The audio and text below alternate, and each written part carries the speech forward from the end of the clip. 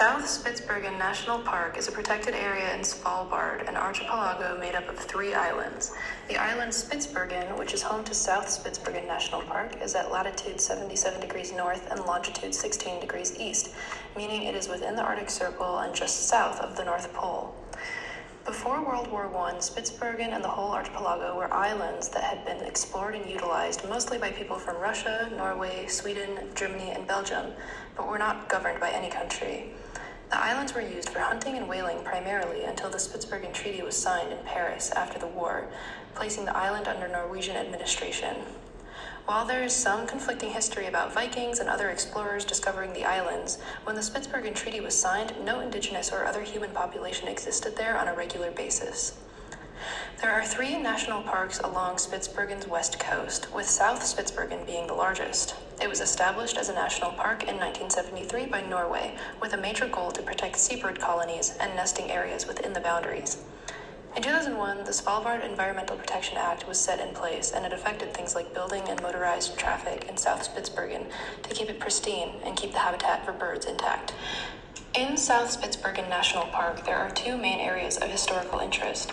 One of these areas is called Hornsund, which is a fjord on the southern tip of the island that holds remnants of a Russian research station and installations related to whaling and Russian and Norwegian trapping, typically of animals to sell their fur.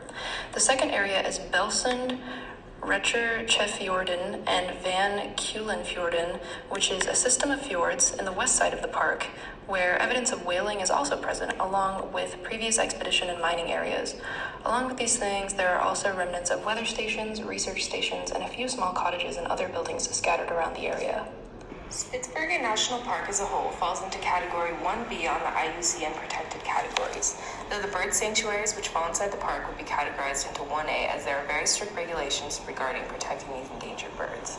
One of the biggest threats that endangers this park today is habitat destruction due to rapidly warming temperatures from climate change. Ice is melting very rapidly, which is an essential habitat to already endangered species such as polar bears and migratory birds.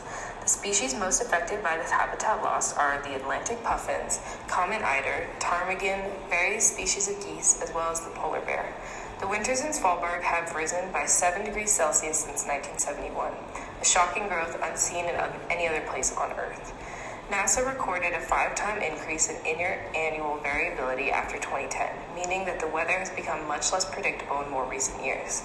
In the summer of this year, 44 billion U.S. tons of water melted and entered the ocean area, which is a 1.5-time increase to the former record in 2018.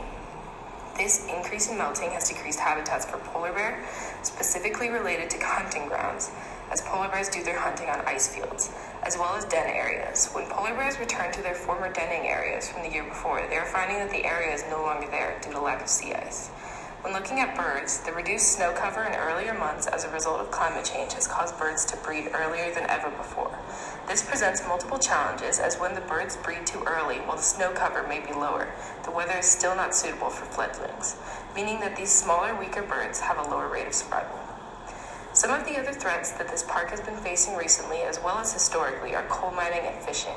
The coal mining has been happening officially under a 1920 treaty which gave Norway sovereignty of Svalbard, though all countries would be allowed to exploit its resources. Fishing has also been a practice which has hurt local habitats through the acts of dredging as well as pollution directly disposed of into ocean waters, which hurts all living things exposed to these toxins, and noise pollution and disruption to the local species.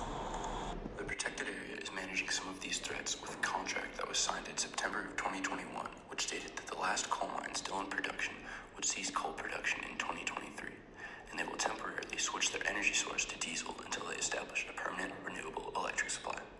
The park also restricts boat traffic from May 15th to August 15th near bird sanctuaries, so no boats are traveling near them at that time.